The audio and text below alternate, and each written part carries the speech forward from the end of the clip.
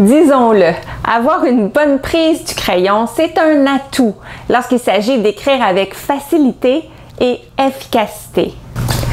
Dans la capsule d'aujourd'hui, je vais vous montrer une de mes activités préférées pour enseigner aux plus jeunes comment placer les doigts sur le crayon pour avoir une bonne prise du crayon. C'est le truc de la voiture. Mais avoir une bonne prise du crayon, c'est pas un coup de chance.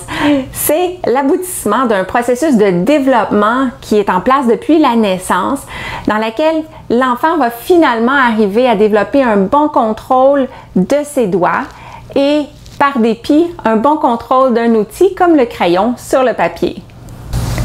Même si beaucoup d'enfants vont développer une prise mature du crayon spontanément, c'est mon avis que ça vaut la peine de l'enseigner. Et plus on va l'enseigner d'une façon ludique, plus l'enfant va être motivé à essayer de maîtriser cette forme de prise du crayon-là.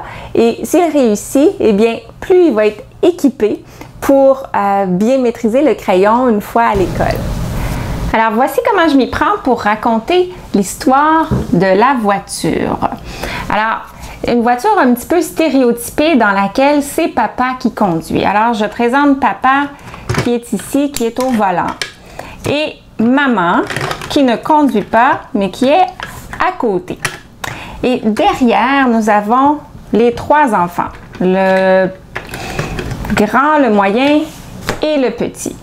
Alors là, je fais un petit peu de blague et j'explique que ce n'est pas très sécuritaire si maman vient s'asseoir sur papa pendant qu'il conduit. Ou l'inverse, si papa et maman sont un par-dessus l'autre pendant la conduite. De même, les enfants de l'arrière ne devraient pas s'en venir sur la banquette en avant. C'est pas sécuritaire non plus. Alors, dans une voiture, chacun a sa place. Les enfants en arrière et les parents en avant. Les parents peuvent se tenir la main, peuvent se toucher un petit peu, se coller un petit peu, mais définitivement, ils ne peuvent pas embarquer un sur l'autre. Alors, c'est la première partie à enseigner. On peut s'amuser avec ça pendant quelques temps pour bien motiver les enfants. Par la suite, j'aime bien proposer à l'enfant de faire tracer sa main et ensuite d'aller positionner la petite famille. Alors, papa se retrouve sur le pouce. Je vais vous mettre ça dans cette direction-là. Maman, alors on joue à trouver dans le fond qui est qui. Maman est sur l'index et le grand frère ici, oups, le moyen frère et le petit frère. Ça, c'est la deuxième étape. Alors, la troisième étape, c'est de présenter l'analogie entre la voiture et le crayon. Alors, notre main représente nos personnages. Papa pouce est assis en avant, à côté de maman, qui est à la position de l'index. Les trois frères et sœurs sont en arrière, ils sont derrière le crayon, donc sur la banquette arrière. Et là, on peut reprendre l'histoire. Est-ce que c'est sécuritaire si papa vient s'asseoir sur maman? Non. Est-ce que c'est sécuritaire si maman vient s'asseoir sur papa? Non. Est-ce que c'est sécuritaire si les enfants s'en viennent tout en avant? Non, pas tout à fait. Alors, dans la voiture, chacun a sa place.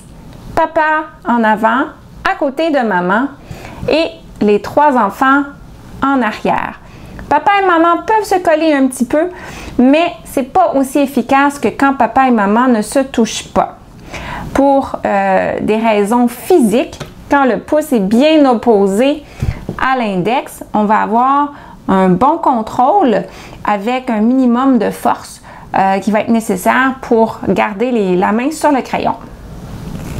Alors, c'est tout pour la capsule d'aujourd'hui, mais vous comme moi, savez qu'il y a encore beaucoup de choses à se dire sur la prise du crayon et sur la calligraphie. Alors, on y reviendra dans une autre capsule. Si vous avez apprécié celle-ci, vous savez quoi faire. Partagez, commentez, abonnez-vous.